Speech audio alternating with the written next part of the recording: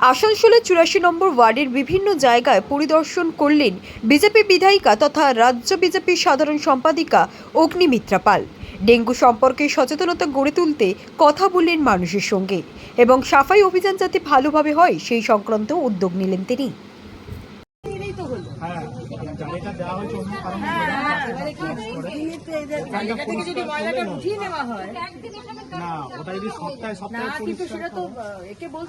আশেপাশের মানুষজনকে বলতে হবে যাতে তারা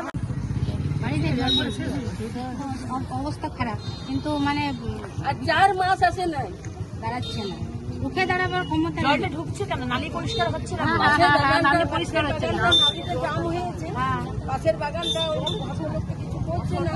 তাহলে এবার কি আপনি এখানে বসে একটুখানি যদি আপনি গিয়ে দেখেন না, তাহলে আপনি আমার তো রিজার্ভারে ড্রেনের জলে ভর্তি, আমার রিজার্ভারে ড্রেনের জলে ভর্তি, জল আসছে ঢুকে ভর্তি ওই জল আর ব্যবহার করতে পারছি না। শোনো, বর্ষাকালে জল আসবেই, বর্ষার জল কেউ আটকাতে পারে না। আপনার রাজনীতি, আপনার আওয়াজ, বাংলা খবর।